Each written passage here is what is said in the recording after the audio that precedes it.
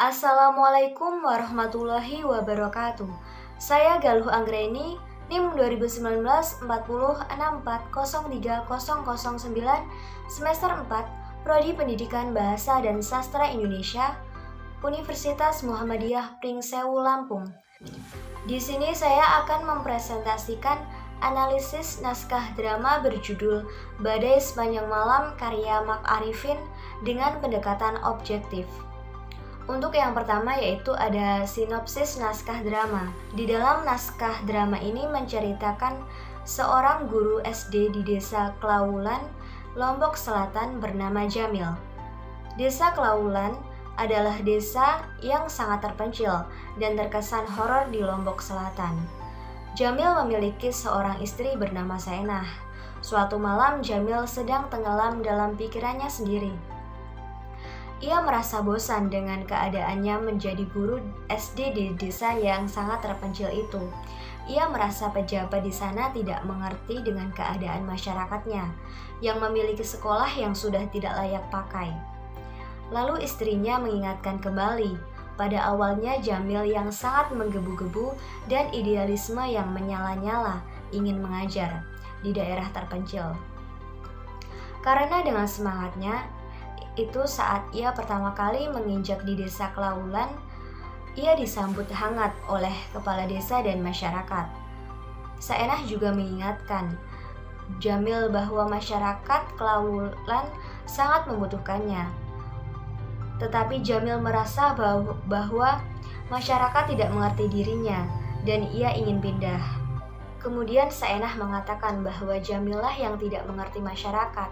Saenah mencegah suaminya yang berusaha ingin pindah dan menceritakan bahwa diam-diam ia sangat menghargai suaminya. Percakapan terus berlanjut hingga azan subuh. Saenah berkata bahwa sebentar lagi anak-anak dan generasi muda lainnya akan menunggunya. Lalu Jamil pun membuat keputusan bahwa ia tidak akan meninggalkan desa Klaulan dan akan tetap mengajar di desa itu. Dan Saenah pun berkata kepada suaminya bahwa ia akan tetap bersamanya selamanya. Kemudian untuk analisis pendekatan objektif adalah analisis dengan mengkaji unsur-unsur dalam karya itu sendiri. Unsur-unsur tersebut yaitu yang pertama ada tema. Tema dari drama berjudul Badai Sepanjang Malam karya Mak Arifin yaitu bertemakan tentang komentar terhadap lingkungan. Seperti pada kutipan, Saenah membaca, "Sudah setahun aku bertugas di Klaulan, suatu tempat yang terpacak tegak seperti karang di tengah lautan. Sejak desa ini tertera dalam peta bumi, dari jauh dia angker, tidak bersahabat. Panas dan debu melecut tubuh. Ia kering kerontang, gersang. Apakah aku akan menjadi bagian dari alam yang tidak bersahabat ini?" 2. Sudut pandang. Sudut pandang yang digunakan oleh Mak Arifin untuk menulis naskah drama ini yaitu menggunakan sudut pandang orang ketiga. Karena dalam penulisannya, penulis menyebutkan tokoh dengan kata mereka berdua dan mereka. Ketiga yaitu latar atau setting. Latar tempat pada drama Badai Sepanjang Malam yaitu di ruangan depan sebuah rumah di desa.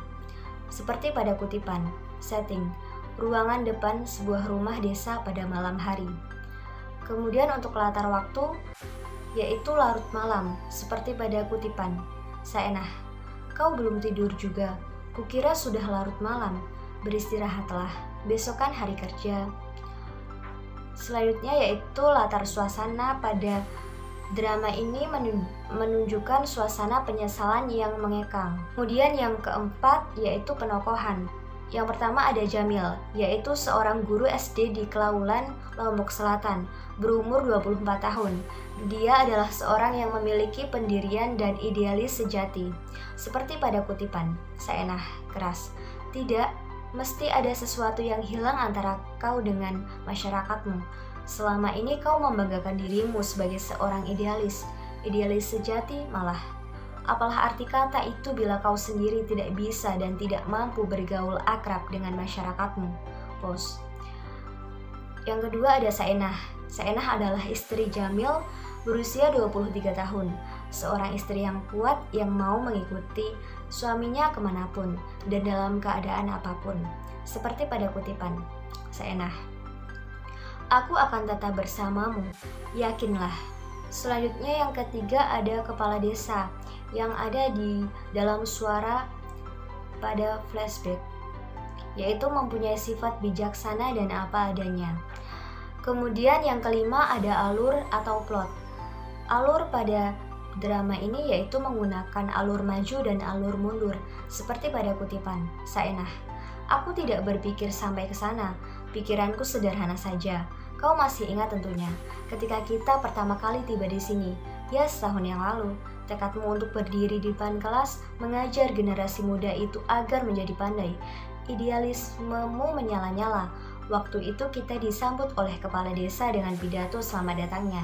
Saenah lari masuk, Jamil terkejut, tetapi sekejap mata Saenah muncul sambil membawa tape recorder. Ini putarlah tape ini. Kurekam peristiwa itu. Saenah memutar tape itu, kemudian terdengarlah suara kepala desa. Kami ucapkan selamat datang kepada saudara Jamil dan istri.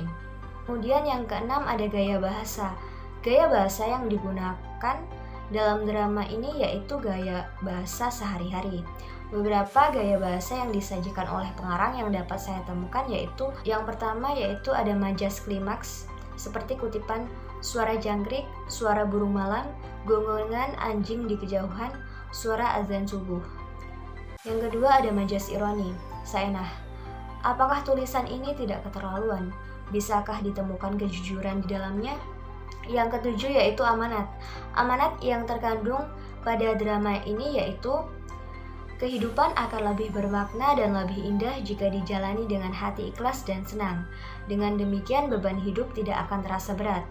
Khususnya bagi para guru, pengabdian pada negara sangatlah penting, yaitu membantu mencerdaskan penerus bangsa, yaitu anak didik yang nantinya membawa negeri ini ke kehidupan yang lebih baik.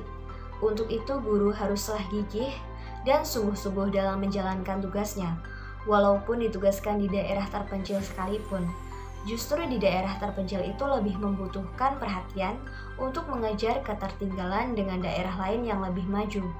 Sekian presentasi yang dapat saya sampaikan. Terima kasih. Saya akhiri. Wassalamualaikum warahmatullahi wabarakatuh.